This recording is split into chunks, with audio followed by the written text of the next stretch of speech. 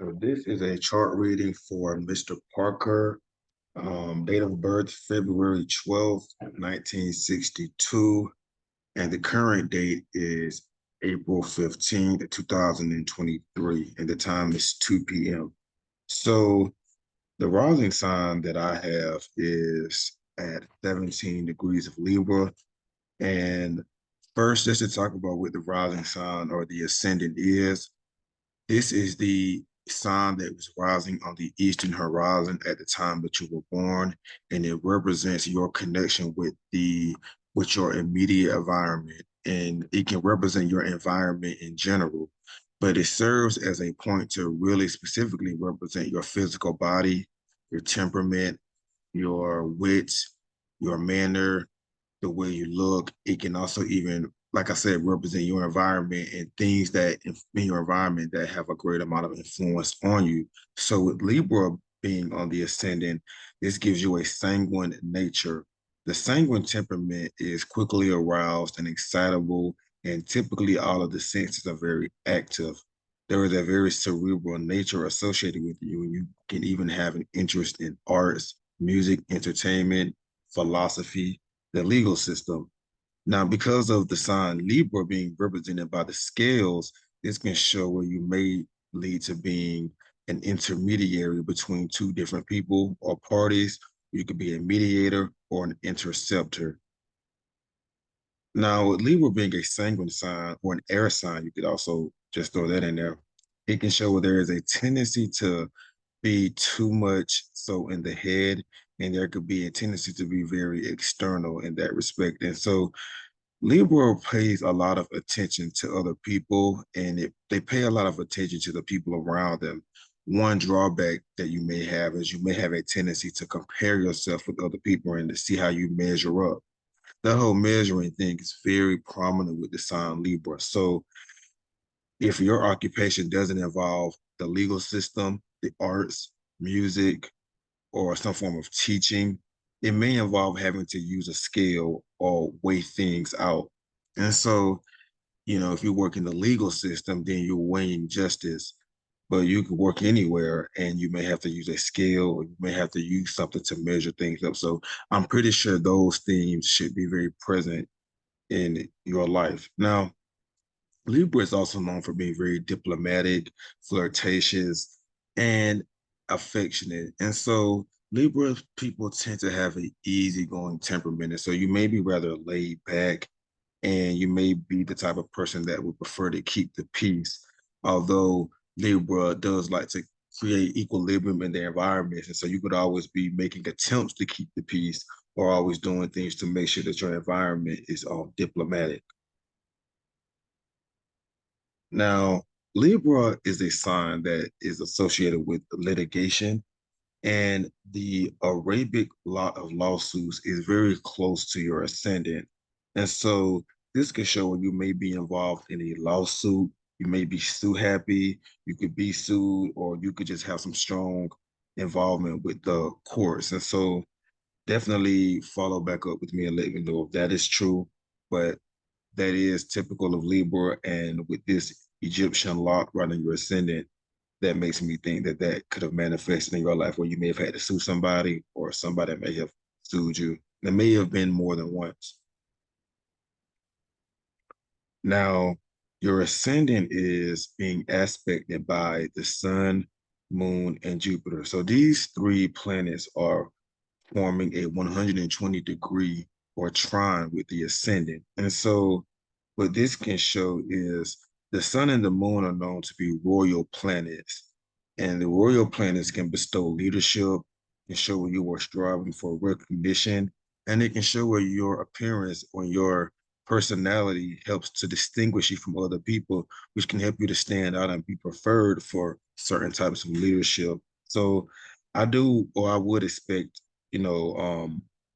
some sort of public relations that may have been involved in terms of your career. You definitely have the type of chart that is geared towards working with people, working with the public, and being up close and personal with other people, definitely. And with the sun and the moon trying the ascendant, This can show the cooperation between your mother and your father in the environment, or it can show where your mother and your father were operating in a cohesive or harmonious unit. Jupiter is also trining your ascendant, and this is also good for recognition, especially public recognition and confidence. And it can make you the type of person where you are a good companion, and it can be easy for you to gain the trust of other people. And so that, of course, can be used, to your advantage at the detriment of others if you so choose. But just know that Jupiter there is giving you a very friendly, sociable, and easygoing demeanor. So and it can also show where you may live according to some sort of virtue and where your morals may be very important to you. Now, Venus, as you can see, is the planet that rules Libra, and she is an Aquarius in the fifth house. So before I talk about the fifth house, I just want to finish up with the ascendant. So Venus represents the kidneys. Specifically, Libra represents the kidneys in terms of the body parts, but Libra also represents the lower back, the lumbar region, and the ureters. And so those organs may be highlighted or will be highlighted in terms of your life. So the kidneys, the lumbar region, and the ureters. Now, Aquarius is also an air sign or a sanguine sign, and with your chart ruler or the ruler of your ascendant being an Aquarius, this continues the theme of you being sanguine. And so you are a very cerebral person, and you may even have issues with embodiment. You could be too cerebral, too in the head, and there's a strong cerebral focus there. Now, Aquarius is the sign that is fixed, and so this will give you more of a fixed nature, and it could show where you may have certain fixed beliefs that drive you. You could also be highly conversational, curious, and all of that cerebral energy could make you a bit flighty. Aquarius being a sign that is ruled by Saturn is going to continue the theme of perhaps working in an environment that is dealing with politics, law, or government, some sort of job where you may be working with or for the state. Now, Venus being in the fifth house is the house of performance, games, entertainment, gambling, children, speculation. And this makes me think that maybe at some point in your life you may have been in a singing group or in a group that or in some type of entertainment group because Aquarius and Libra are signs that are said to have attractive voices, and the fifth house deals with performance. And here I see Venus is being combusted by the sun. And so there could have been a desire for fame or recognition at some point, maybe due to the detriment of the sun, that fame wasn't able to be fully realized. But I do see where there should have been some sort of involvement in an entertainment group, in a music group, especially if it involves the voice and singing. And that is also, to me, I also see that as like an aspect of being on the road because Venus is in an opposition with Uranus. Now, in terms of your environment and your own personality, that can make you erratic, chaotic. You could be very self-willed, and there could be like some strange urges, and you just be very nervous with that opposition. But it could also show where your environment was full of change and it was full of instability. And so that is one thing that makes me also think that you could have had a career in entertainment. But the fifth house has other meanings. It also represents politics, children, gambling. So I don't know if you have any children, but if you do have children, then children could become a major point within your life because as you can see, you have what's called an assembly in your fifth house. And so a lot of activity in the fifth house. So I'm expecting for a lot of the things that I say pertaining to your fifth house to be very relevant. So children, entertainment, sex, gambling, sports, those should be very, very important things within your life. And I don't mean to be redundant, but I just want to drive that point home because a lot of what I see is gonna be basically centered around your fifth house. Now, Venus in the fifth house also can show where you may have a love for intoxicants, and it could give you the type of person, it could create the type of persona where you may be driven by pleasure and luxury. So you may have to watch out for the hedonism that can be associated with that. And what else do I want to say about that? Because I want to talk about your moon and your Mercury, and then I'm going to double back to Venus. So the reason I want to talk about your moon and your Mercury is because in traditional astrology, the moon, the Mercury are said to represent that which lives inside of a person. And so the moon is your non-rational or your subconscious mind, and it represents your habitual patterns, your instinctual reactions, and it governs the containers in your body as well as the fluid in your body.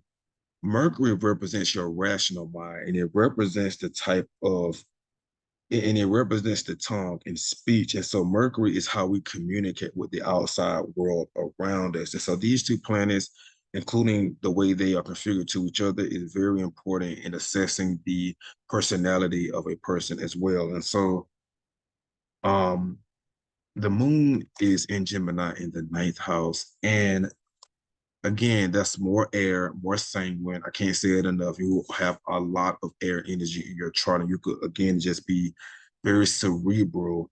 And with the moon being in Gemini, you could be extremely curious, have a keen intellect, extremely talkative, like love to talk, speak your mind even, and you may have very quick reflexes. This is also going to show where you don't like being in environments that are stagnant, and you definitely like things that you like variety, especially when it comes to the women in your life or when it comes to your home life. You like for things to not be constant. And this can also show where there could be a lot of nervous energy built into your persona, built into your identity. So you definitely have to watch out for that in terms of maybe overtaxing yourself or doing too much, because sometimes the air signs, especially Aquarius, may not be able to measure how much input they need to, how much they need to input, and they can end up overtaxing themselves and not realizing it until, they're, overworked. And so just keep that in mind with the nerves. The moon is posited in the ninth house. Now, this is the house of God, religion, higher education, long distance travel, the in laws, divination, astrology, and it even represents the superconscious. So, the superconscious mind, you could say. And so, with the moon in the ninth house, this is going to show a strong interest in religion, even maybe even with astrology. And obviously, this is an astrology reading. So that is something that I think would ring true for you as an interest in astrology, but also just with Gemini, that curiosity is there, wanting to know how the world works and how the world forms around us. Now, the moon in particular is very active in our childhood, and it represents the role that women play in our lives. And so the moon has governance over your mother. And so, or just women in your life in general. And so part of your background and your upbringing could have been centered around religion, long distance travel, divination, and the moon in Gemini could show a woman that is a teacher. And so your mother could have been someone that was, highly gossipy, very communicative, very changeable, very intellectual. But she could have also been like a teacher and could have served as the parent that was, because the moon is in a cadent house, she may have been more behind the scenes in terms of how she interacted with you, but she could have, but she played an integral role in forming the way you view the ninth house world. So religion, all of that. Um Now the moon is also ruling your 10th house, and the 10th house is also the house of the mother. And so this moon in the ninth house is definitely speaking about your mother. While it's also going to talk about your own personality, it's going to be representing your mother as well. And Gemini is a dual sign or a double-bodied sign, and so there could be more than one mother figure. We can see where there could have been the strong influence from a grandmother or an older woman because the moon is in a trine relationship with Saturn. So the grandmother could have been very involved, and um maybe the mother or the grandmother could have been a singer. I mentioned that I suspect that you are involved in the entertainment um, world. So, music, politics, sports, gambling, but also your mother could have been someone that helped to instill that into you because with the moon being in Gemini, she could have had an attractive voice and been a singer or had a very pleasant voice and works with the public as well.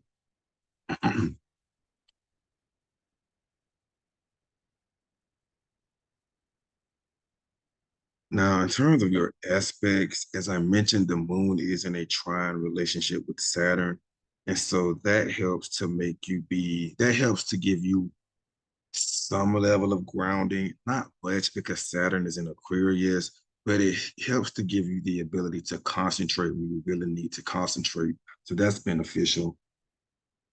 The most intense aspect involving your moon is this square relationship that it has with Pluto. So the moon is here at 11 degrees of Gemini, and Pluto is at 9 degrees of Virgo, retrograde in the 12th house.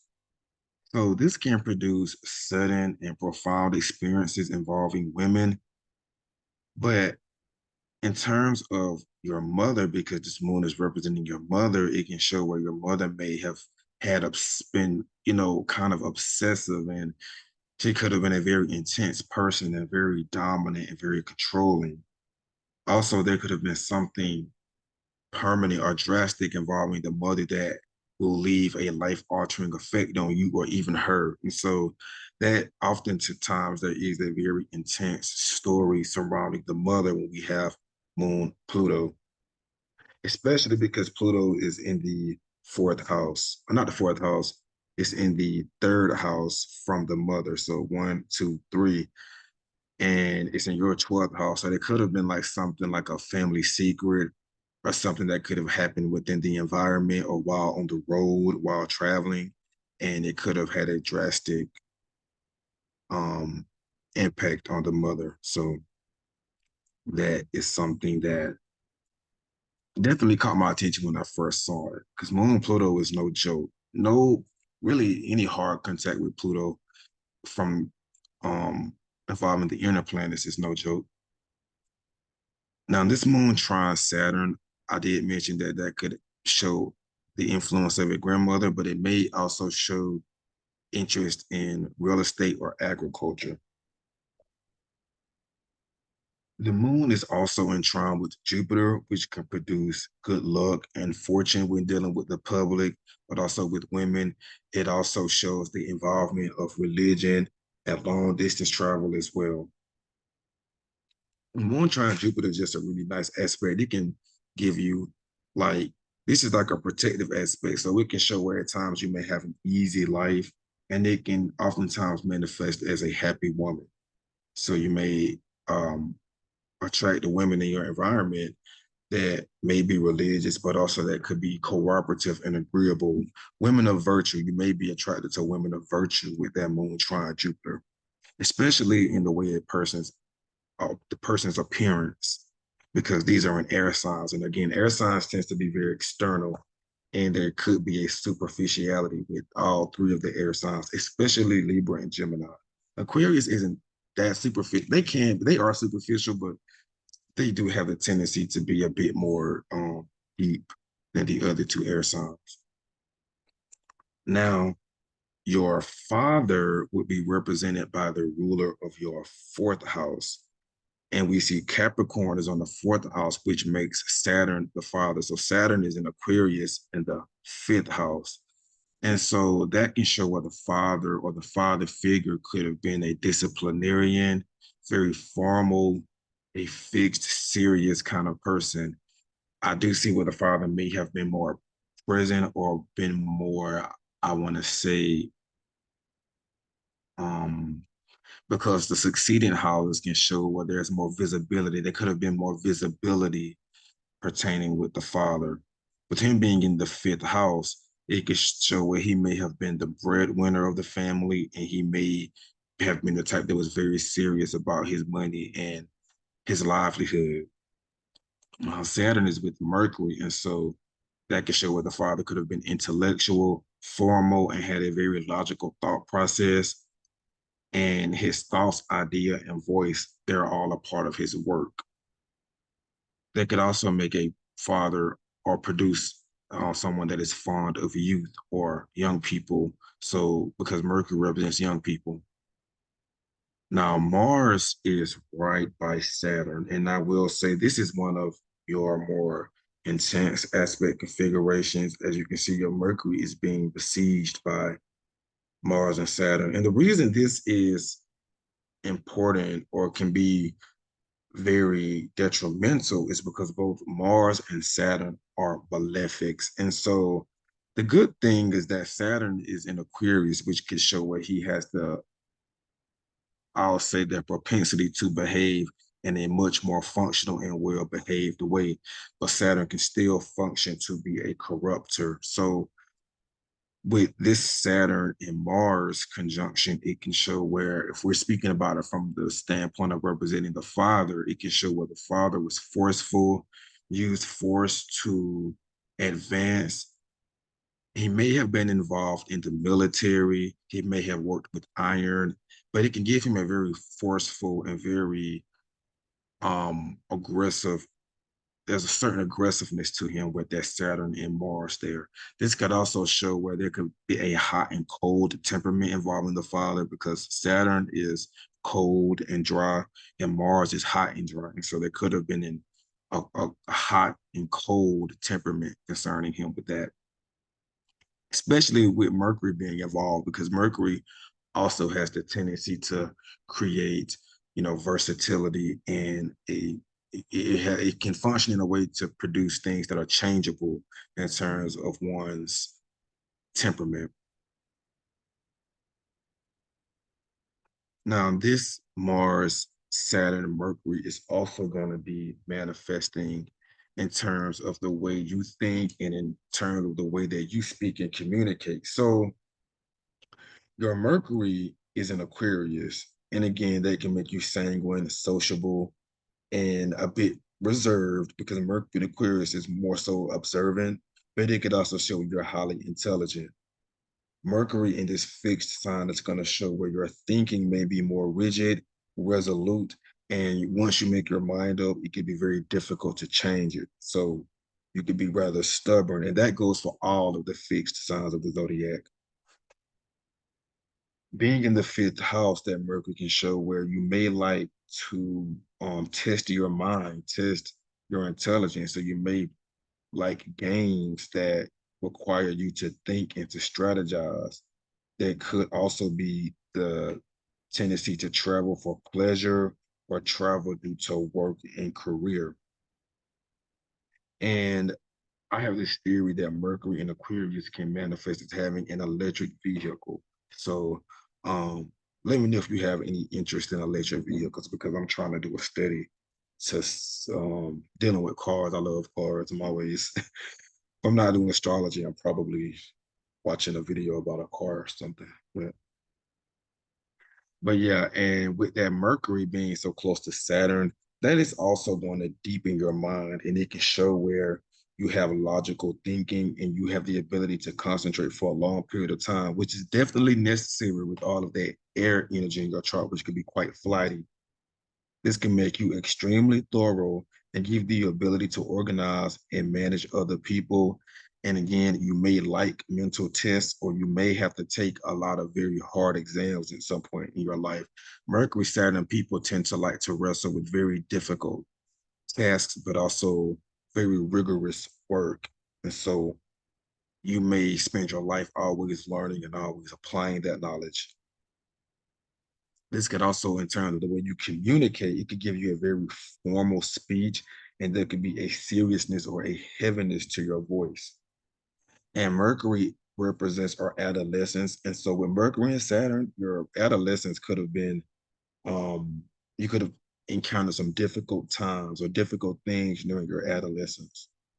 Now, as you can see, Mercury is being besieged by both Saturn and Mars, and those two planets can serve to corrupt the mind. And so, this, I will be honest, I'm going to interpret the chart how I see it. This could just give you a corrupted mind. And so, Mercury and Mars is often called the criminal because it can show where the mind is very fast and the mind is going to be working for Mars. Mars is a superior planet out of Mercury and Mars. And so,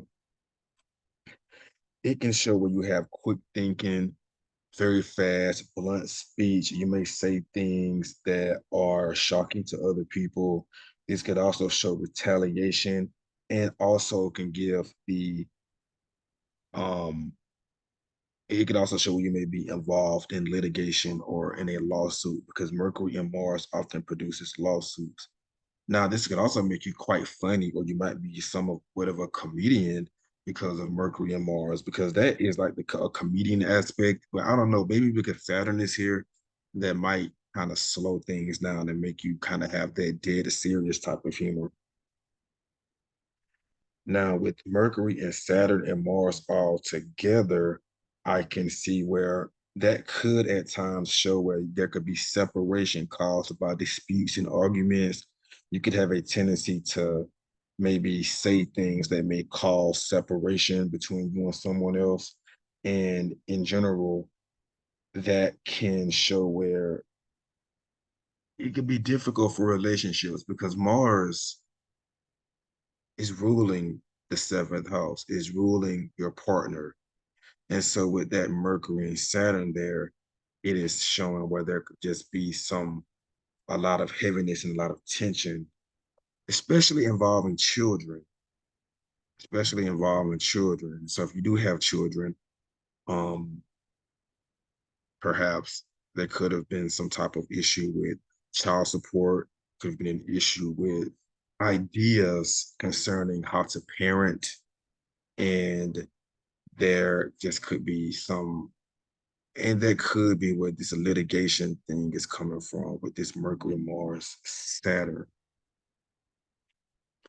Now, Mars and Saturn, I will say it does have a positive side to it because it can produce where there's a lot of force, there's a lot of power behind that aspect. And so you could, be very relentless in pursuit of getting what you want. And it can show where you have the ability to put the power down and use a lot of controlled and powerful energy in order to get something done. Now, Mars ruling the seventh house is connecting the relationships, money with family and children. And that's because Saturn is representing your family and your children. And so I'm definitely picking up on some tension in those areas, maybe child support, and maybe again an issue with the ideas around parenting.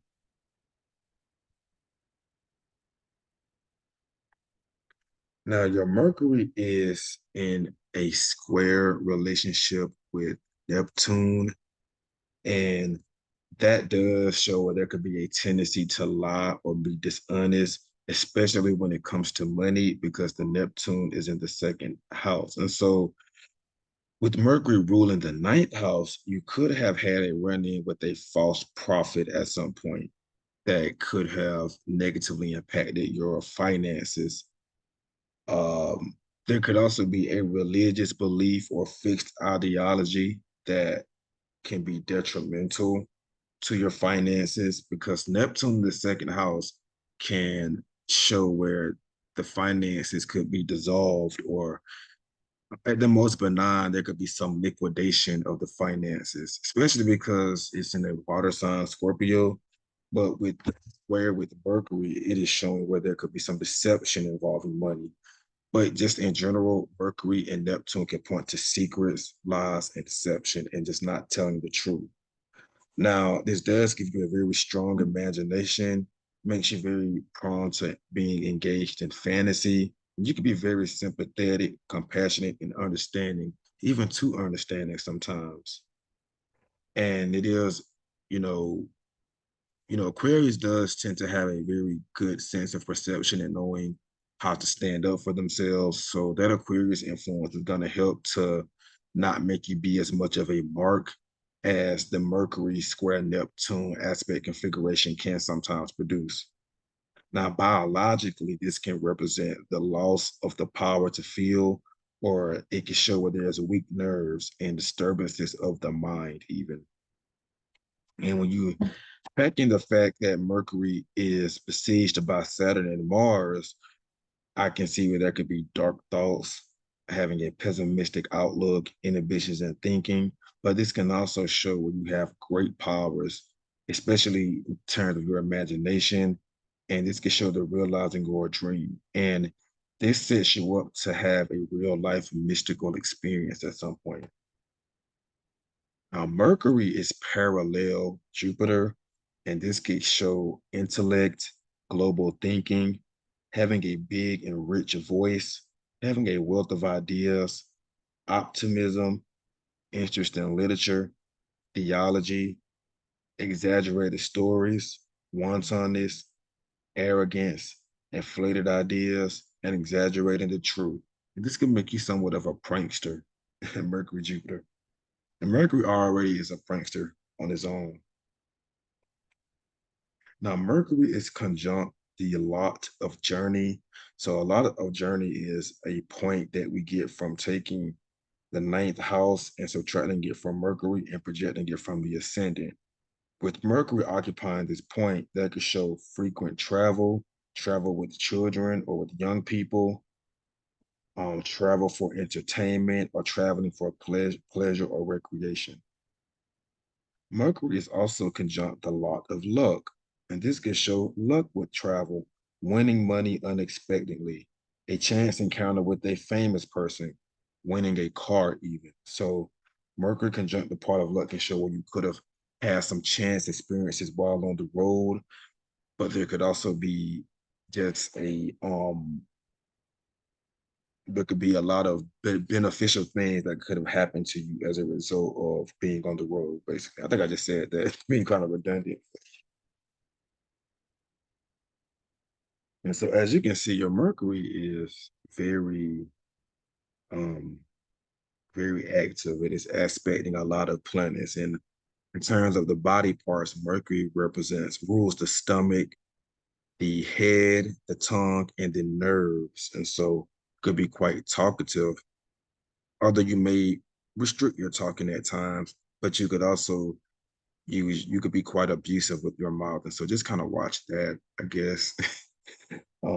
It's not like Mercury Mars. People do well taking orders anyway, but just know that this is an aspect that can set you up for being quite intimidating when it comes to the things that you say. Now, just to continue, I do see that Mercury is in an opposition with a lot of business partnerships. And so maybe you could be involved in a lawsuit involving a business partner. And yeah, so that's all I want to say about Mercury. I want to get into some of your midpoints and fixed stars because those are very important for like fine-tuning a natal chart. And the midpoints represent the equal distance between two planets. And when a planet occupies that distance by a hard aspect, it can provide a planetary picture. And so you have a few interesting activated midpoints that I took a look at. Um, Namely, your sun midheaven midpoint is activated by Mars, and that could show when you have a strong, energetic pursuit of your objectives. And so you will really go after what you want and you will fulfill your missions at all costs. And you may advance in life through the use of force. So and Mars also represents the military in war. And so there could be a career um with the military or some type of maybe the father could have been involved in the military. Your sun ascendant midpoint is activated by Saturn, and that can show there are serious men in your environment. So that again makes me think about the military, but also if you are working within a group where the people in your group are very serious and focused on obtaining a particular goal. Now, your Saturn and Neptune midpoint is occupied by both Mars and Mercury. And this can show where there is a lack of energy. It can show inactivity through depression, inhibitions in thinking, pessimism, and a nervous disease. The Mars Jupiter midpoint is activated by Neptune. And so you could have disillusion or hampered muscle growth. And this could also show the use of medication in order to grow the muscles, or the use of medication in order to um increase your vitality, let's say. Now, your Uranus ascendant midpoint is occupied also by Mercury and Mars, which could give you a lot of chaos in your environment. And you may have your profession may involve working with young males or with young people, young active people.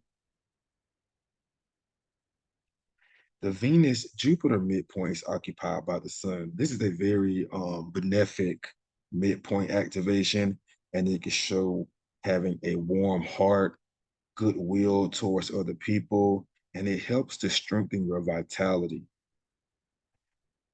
Your Mars Pluto midpoint is activated by the sun, and that can make you hardworking. You will work until you collapse or completely break down. And so there is, again, the tendency to overtax oneself. And so you may have to, at times, realize that you may have to rest, take a break, and not just go so hard. This midpoint activation also can have a more sinister side. It can show where there could be a replacement of the natural organs, and there could just be surgery um, as well. And it may involve the parts of the body that the sun rules, which is the heart. And what's interesting is that all of these signs, all of these planets are in Aquarius. Well, not well, most of these planets are in Aquarius, with the exception of your moon, Neptune, Pluto. And Aquarius rules the lower legs. And so there could be issues with the lower legs, with the ankles, especially with the Jupiter in Aquarius. There could be swelling of the lower legs. Mars, there could be like inflammation of the lower legs, even. So there, and the opposite sign of Aquarius is Leo, and Leo represents the heart. So oftentimes heart troubles can be found if there is issues with the lower legs. And so I just want to know if once you hear this video, just let me know if any of that makes any sense for you, because there could have been some heart troubles with um with that midpoint activation, especially when I relook at your chart and its energy in the fifth house. And the lots of sickness is in your first house, which could, again, reinforce that.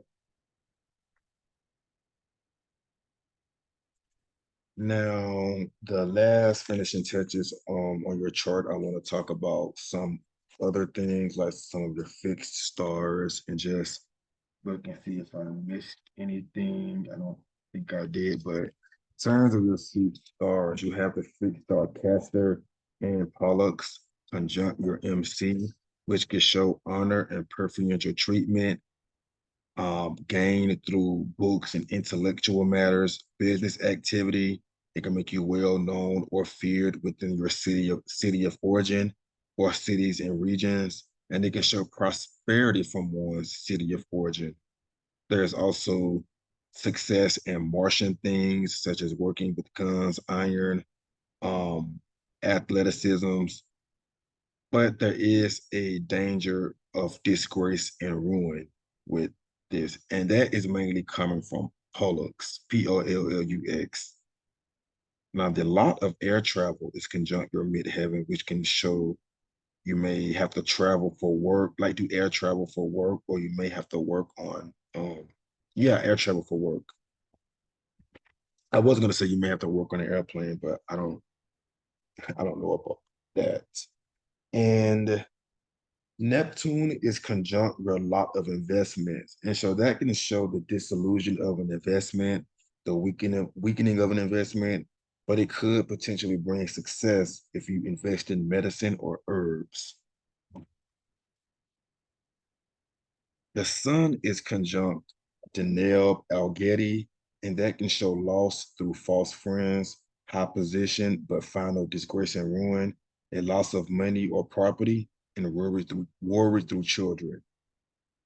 The sun is also conjunct the lot of faith and religion, and so it can show where you may practice a strong patriarchal religion, or your father could have been religious or a preacher or a theologian. Jupiter is also conjunct this a lot, which reinforces this. And so you may have involvement in a religion that is kind of unorthodox, but at the same time very conservative. It could be scientific, and there could be you may have to practice a religion down to the letter. So there could be a fundamentalist involving religion. And so that is pretty much all I have for this chart reading. As I'm finishing up, I see that your part of fortune is in Gemini, which could show a lot of happiness through travel, but also an increase of wealth and prosperity through learning and through education and through religion. So I hope you found this chart delineation insightful and informative. And yeah, that's pretty much it.